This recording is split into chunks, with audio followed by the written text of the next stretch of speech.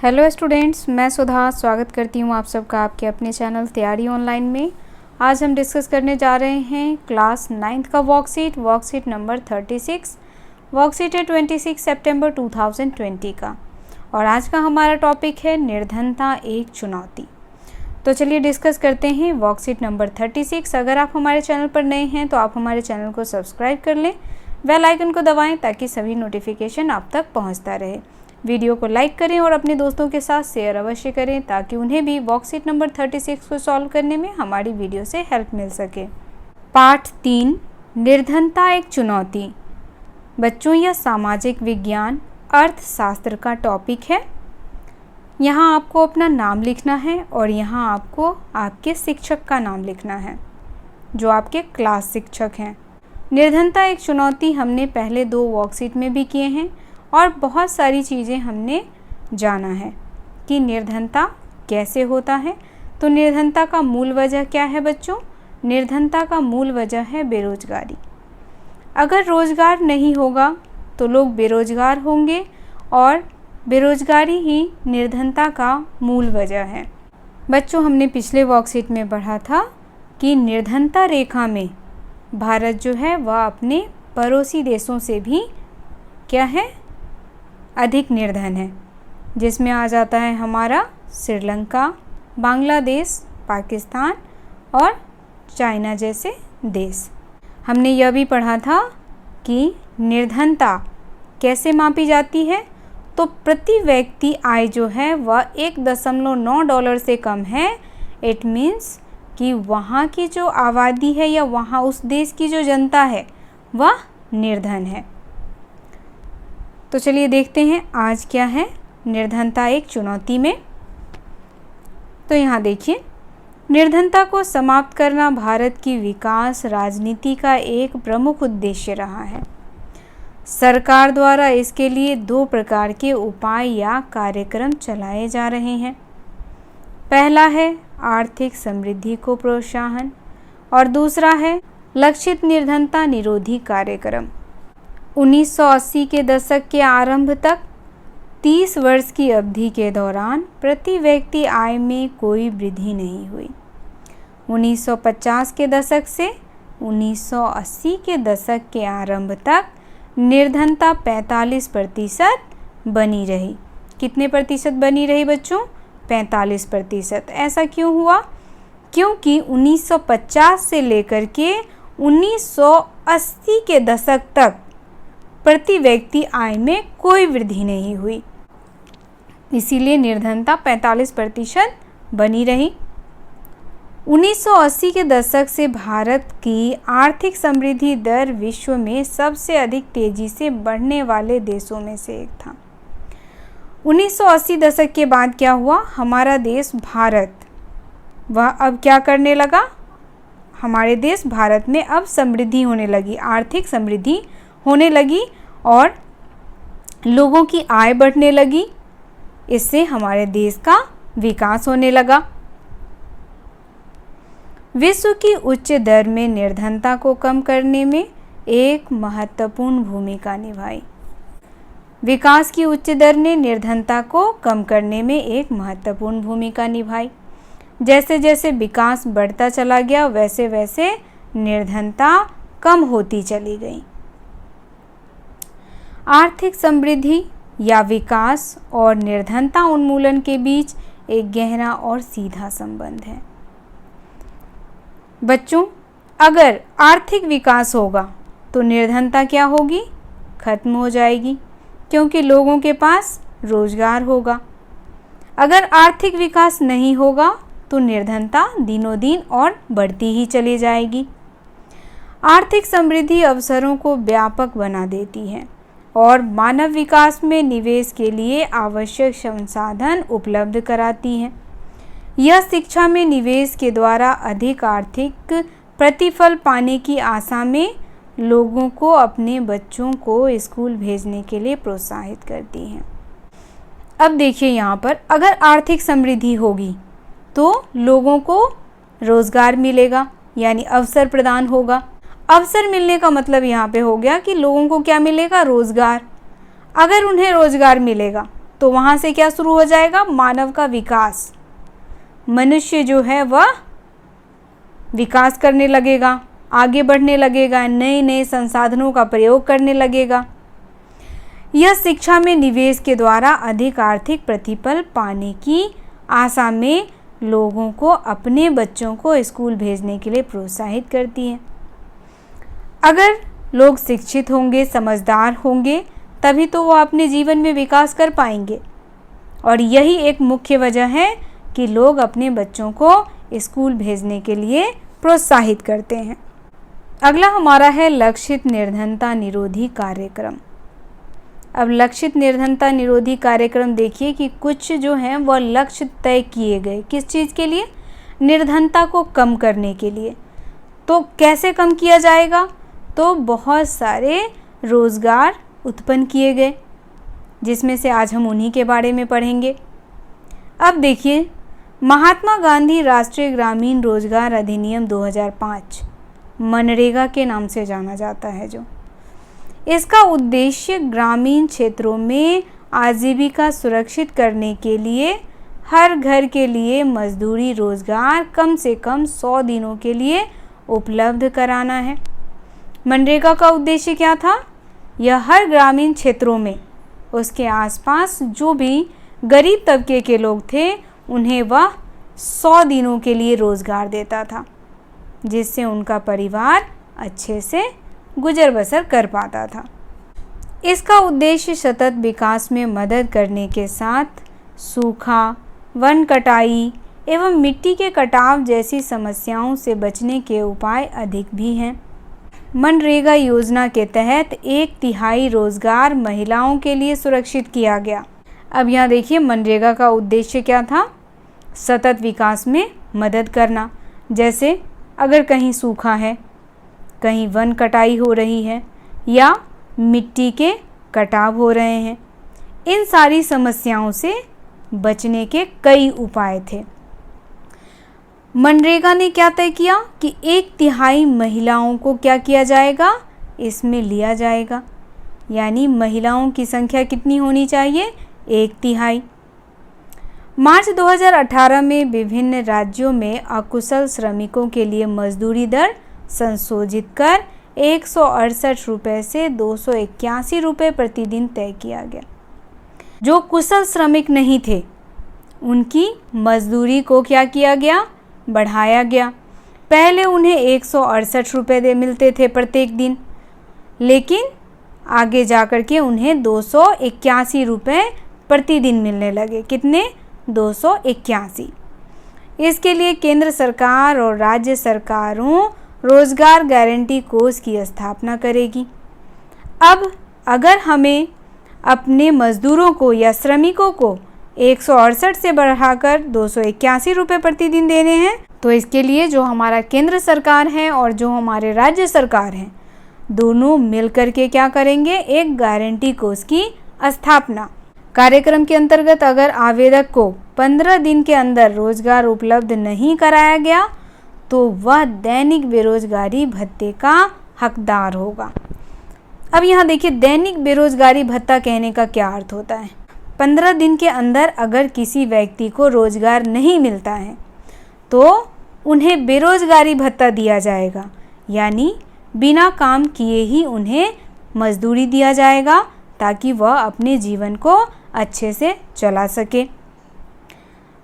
राष्ट्रीय काम के बदले अनाज कार्यक्रम उन सभी ग्रामीण निर्धनों के लिए है जिन्हें मजदूरी पर रोजगार की आवश्यकता है और जो अकुशल शारीरिक काम करने के इच्छुक हैं। यहाँ कहा जा रहा है कि सरकार ने एक और नई योजना चलाई, अनाज कार्यक्रम। अनाज कार्यक्रम के अंतर्गत सरकार उन सभी ग्रामीण निर्धनों को जिन्हें रोजगार नहीं मिल पा रहा है, उन्हें मजदूरी पर रोजगार की आवश्यकता है, सरकार ने उन्हें मुफ्त में अनाज उपलब्ध कराया। अगर वह शारीरिक रूप से असक्षम है कार्य करने में, वह किसी भी काम को नहीं कर सकते, तो सरकार ने उन्हें मुफ्त में अनाज दिया ताकि इससे वह अपना जीवन यापन कर सकें। उसके बाद 1993 में शुरू की गई प्रधानमंत्री रोजगार योजना का उद्देश्य था ग्रामीण क्षेत्रों और छोटे शहरों में शिक्षित बेरोजगार युवकों के लिए स्वरोजगार के अवसर उत्पन्न कराना। अब देखिए 1993 में प्रधानमंत्री रोजगार योजना चलाया गया, जिसके अंतर्गत ग्रामीण क्षेत्र और छोटे शहरों में जो शिक्षित बेरोजगार थे उन्हें क्या किया गया, रोजगार प्रदान किया गया। उन्हें लघु व्यवसाय और उद्योग स्थापित करने में सहायता दी गई।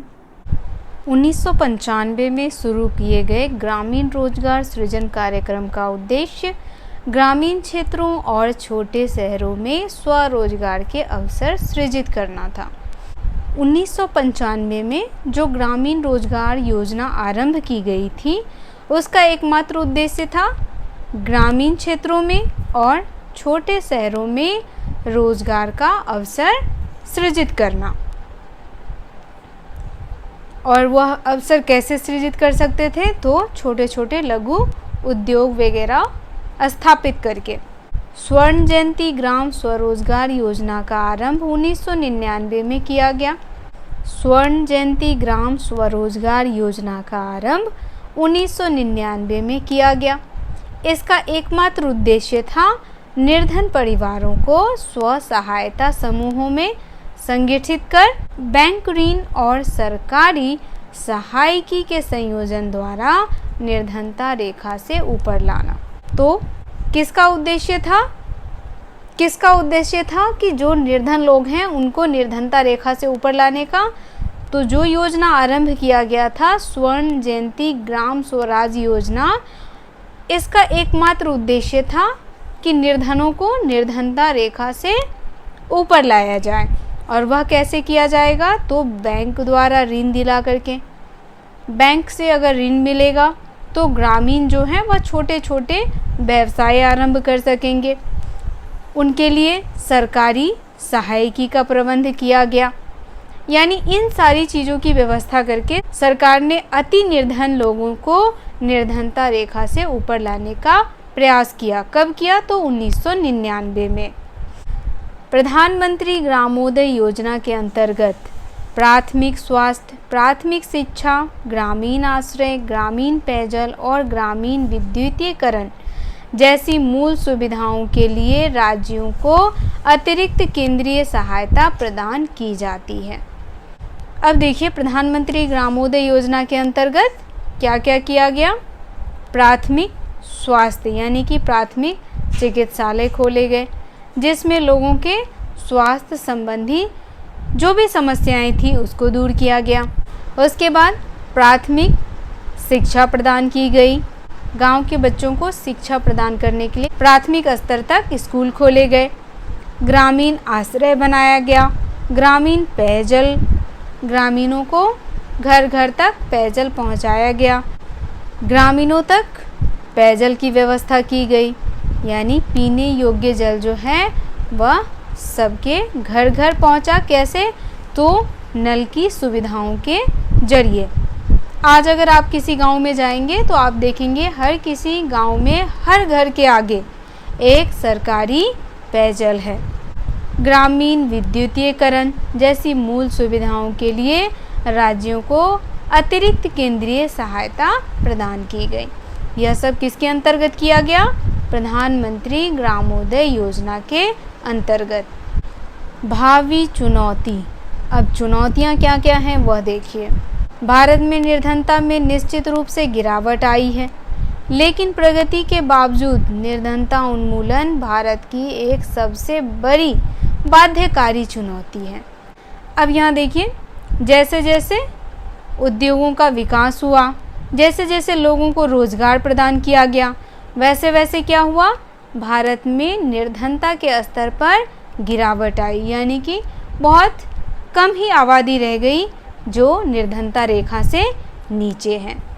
लेकिन इन प्रगतियों के बावजूद भी भारत से निर्धनता को मिटाया नहीं गया। अभी भी निर्धनता बनी हुई है। ग्रामीण और शहरी क्षेत्रों और विभिन्न राज्यों में निर्धनता में व्यापक असमानता है। अब यहाँ देखिए, व्यापक असमानता कहने का अर्थ है कि जो ग्रामीण लोग हैं और जो शहरी लोग हैं, निर्धनता जो है वह गाँव में भी है, यानी ग्रामीण में भी है और शहरों में भी है। लेकिन शहरों में लोगों को रोज़गार आसानी से मिल जाता है, वह किसी न किसी तरह अपना जीवन यापन कर लेते हैं। लेकिन ग्रामीणों की स्थिति ऐसी होती है कि उन्हें रोज़गार मिल ही नहीं पाता और वह अपना जीवन यापन सही से नहीं कर पाते। देश में निर्धनता की समाप्ति का कार्य उच्च आर्थिक समृद्धि यानी आर्थिक विकास करके सभी के लिए निःशुल्क प्राथमिक शिक्षा। आप सभी जानते होंगे कि छोटे बच्चों के लिए शिक्षा क्या है, निःशुल्क है, पैसे नहीं लिए जाते, मुफ्त में उन्हें शिक्षा दी जाती है। जनसंख्या वृद्धि में गिरावट, निर्धनता के मूल वजहों में जनसंख्या वृद्धि भी है। अब जैसे जैसे लोग शिक्षित होते गए वैसे वैसे जनसंख्या में भी क्या आता गया, गिरावट आता गया। महिलाओं और समाज के आर्थिक रूप से कमज़ोर वर्गों के बढ़ते सशक्तिकरण के द्वारा ही यह सब संभव हो पाया है। पहले क्या था बच्चों, महिलाओं को रोज़गार नहीं करने दिया जाता था, महिलाएं अशिक्षित होती थीं, उन्हें घर से बाहर नहीं निकलने दिया जाता था, वह समाज में लोगों के सामने जाकर के कुछ बोल नहीं सकती थी। लेकिन जैसे जैसे महिलाएं शिक्षित होने लगी, उन्हें समानता का अधिकार मिला, वैसे वैसे आप देखेंगे कि हमारा देश जो है उसका विकास हुआ है। कहीं न कहीं महिलाओं का सबसे बड़ा योगदान है हमारे देश के विकास में। आज आप देख रहे होंगे कि हर जगह आपको महिलाएं काम करती हुई दिखती होंगी, चाहे वह एक ऑफिसर के रूप में काम करें, चाहे वह एक शिक्षिका के रूप में काम करे, चाहे वह एक डॉक्टर हो, चाहे वह एक घर में काम करने वाली कोई बाई हो। तो आज हर रूप में आप एक महिला को देखते हैं और वह हर जगह अपने कार्य को क्या करती है, बहुत ही ईमानदारी पूर्वक करती है। और आज पुरुष और महिला दोनों में कोई अंतर नहीं है। निर्धनता का अर्थ जीवन निर्वाह के न्यूनतम स्तर की अपेक्षा उचित स्तर के रूप में हो। निर्धनता की अवधारणा का विस्तार मानव निर्धनता तक कर देना चाहिए। हो सकता है कि बड़ी संख्या में लोग अपना भोजन जुटाने में समर्थ हों, लेकिन क्या उनके पास शिक्षा, घर, स्वास्थ्य सेवा की सुविधा, रोजगार की सुविधा, आत्मविश्वास और सम्मान है? अब यहाँ देखिए, यहाँ कहा जा रहा है कि निर्धनता अब धीरे धीरे क्या हो रही है, कम होती जा रही है। लोग अपने लिए भोजन जुटाने लगे हैं, लेकिन क्या वे शिक्षित हैं? क्या उनके पास घर है या स्वास्थ्य सेवाएं उनको मिलती है? रोज़गार उनका सुरक्षित है? ये सारी चीज़ें हमारे लिए बहुत ही मायने रखता है निर्धनता को दूर करने के लिए। हमें शिक्षित होना चाहिए ताकि हम अपनी शिक्षा का प्रयोग करके क्या कर सकें, अपनी निर्धनता को दूर कर सकें। हमारे पास रहने के लिए घर होना चाहिए। अगर हम बीमार हैं तो हमारे लिए स्वास्थ्य सेवाएं उपलब्ध होनी चाहिए। हमारा रोज़गार सुरक्षित होना चाहिए। ये नहीं कि आज अगर हम जहाँ काम कर रहे हैं कल वहाँ से हमें निकाल दिया जाएगा।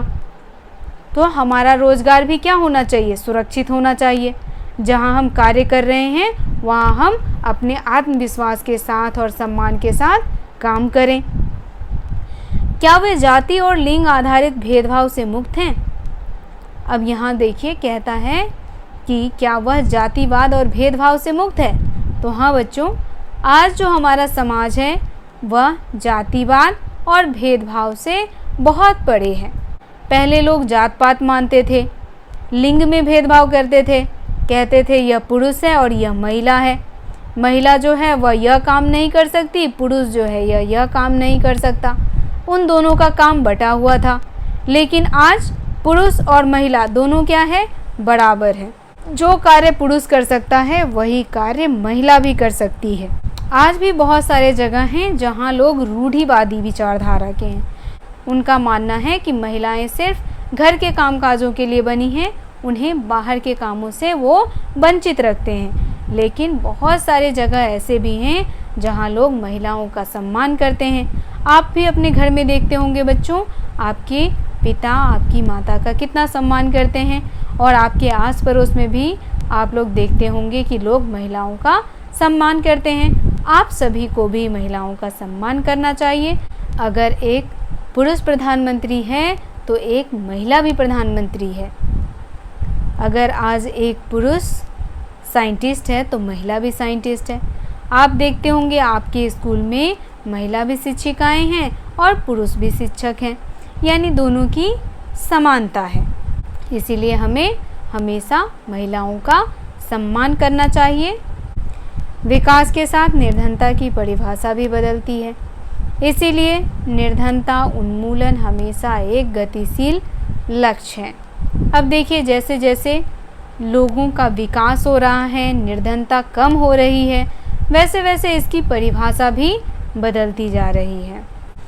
सभी को सम्मान के साथ स्वास्थ्य सेवा, शिक्षा और रोजगार सुरक्षा उपलब्ध कराना, लैंगिक समानता आदि जैसी बड़ी चुनौतियां हमारे लक्ष्य होंगे।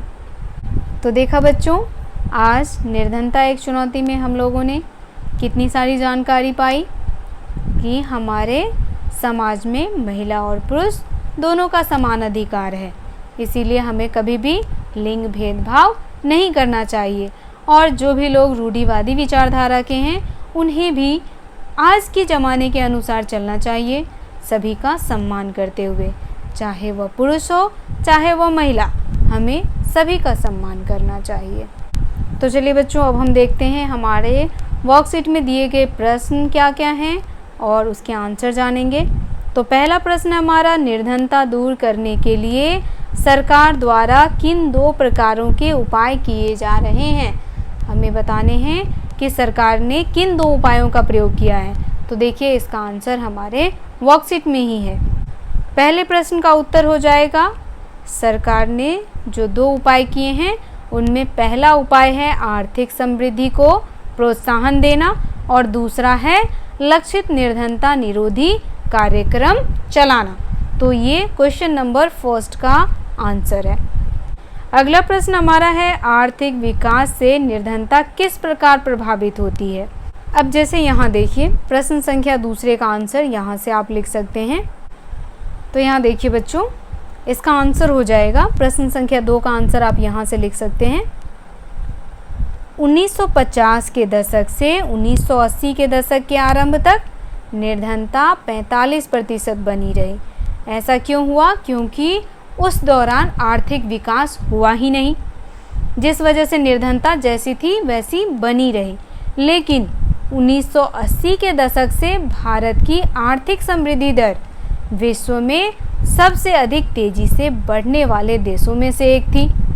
विकास की उच्च दर ने निर्धनता को कम करने में एक महत्वपूर्ण भूमिका निभाई। तो कैसे निभाई?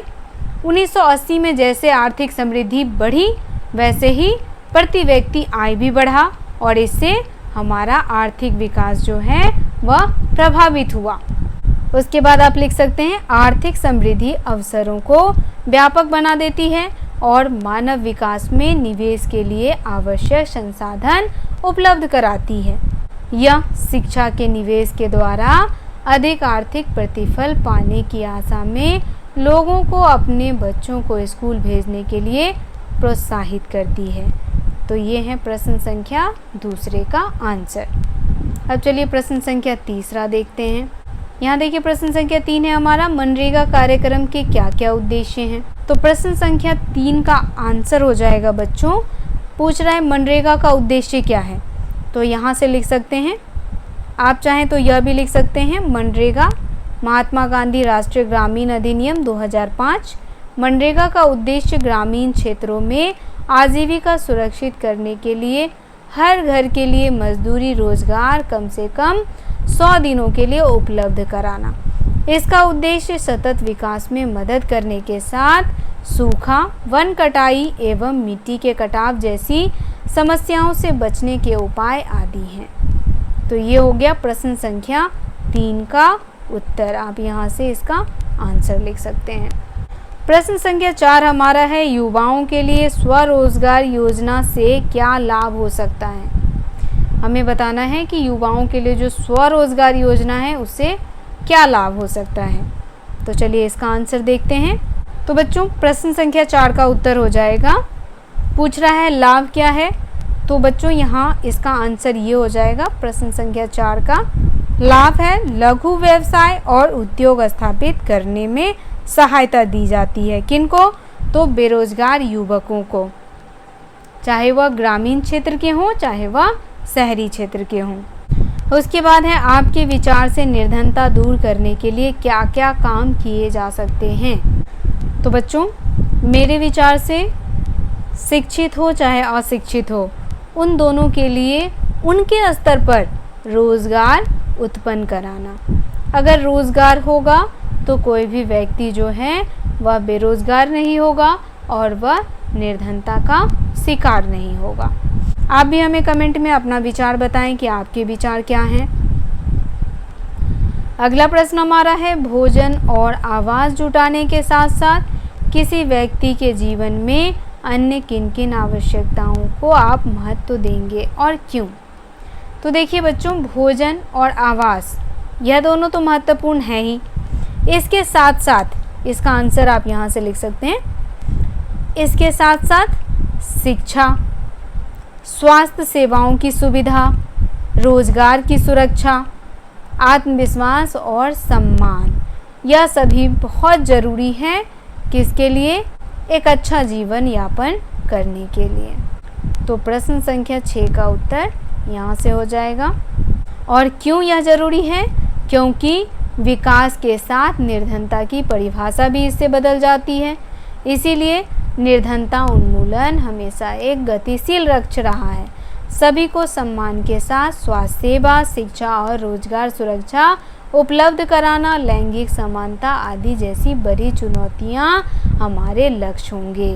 तो प्रश्न संख्या 6 का उत्तर आप यहाँ से लिख सकते हैं। तो बच्चों ये वर्कशीट यहीं समाप्त होता है। मिलते हैं अगले वर्कशीट में। वर्कशीट आपको कैसा लगा आप हमें कमेंट करके बताएं। अगर आप हमारे चैनल पर नए हैं तो आप हमारे चैनल को सब्सक्राइब कर लें, बेल आइकन को दबाएं ताकि सभी नोटिफिकेशन आप तक पहुंचता रहे।